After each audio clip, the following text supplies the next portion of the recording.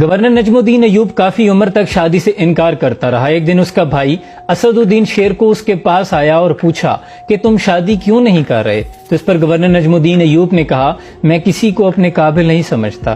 تو بھائی نے کہا اگر تم کہو میں تمہارے لیے رشتہ مانگوں۔ پوچھا کس کا؟ کہا سلطان ملک شاہ بن سلطان محمد سلطان ملک شاہ سلجوقی کی بیٹی یا وزیر الملک کی بیٹی کا رشتہ۔ تو کہا میں انہیں بھی اپنے قابل نہیں سمجھتا۔ بھائی نے پوچھا پھر تمہیں کیسی لڑکی چاہیے؟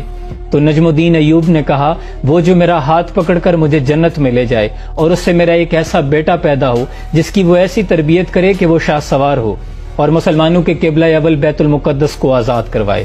یہ سننا تھا کہ وہ بھائی کا منہ دیکھتا رہا اور پھر حیران ہو کر پوچھا بھلا تمہیں ایسی لڑکی کہاں ملے گی؟ تو اس پر نجم الدین ایوب نے کہا اگر نیت میں خلوص ہو تو انشاءاللہ اللہ نصیب کرے گا۔ گورنر نجم الدین ایوب ایک دن تقریت میں ایک مسجد میں امام صاحب کے پاس بیٹھے تھے۔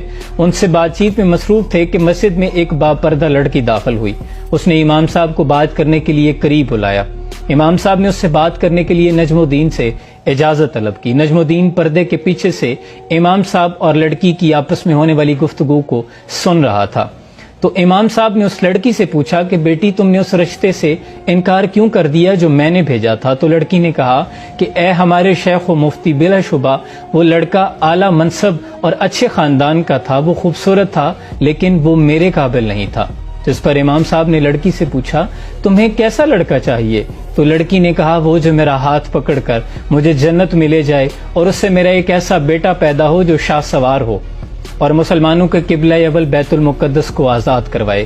نجم الدین نے جب لڑکی کی یہ بات سنی تو وہ تھک رہ گیا کیونکہ یہ وہ خواب تھا جو اپنے سینے میں برسوں سے چھپائے بیٹھا تھا۔ اس نے فوراً شیخ صاحب سے کہا کہ میں اس لڑکی سے شادی کرنا چاہتا ہوں۔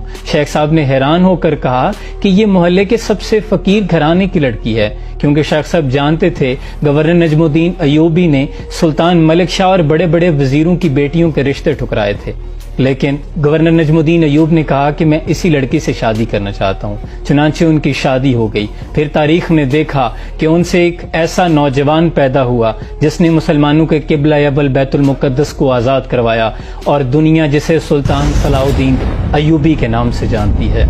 دکھا دے اے تصور منظر وہ صبح و شام تو، دوڑ پیچھے کی طرف اے گردش ایام تو، اور نکل کر صحرا سے جس نے روما کی سلطنت کو الٹ دیا تھا۔ سنا ہے یہ قدسیوں سے میں نے وہ شیر پھر ہوشیار ہوگا، اور تیرا بھی دور آنے کو ہے فقر غیور، کھا گئی روح فرنگی کو ہوائے سیم و زر۔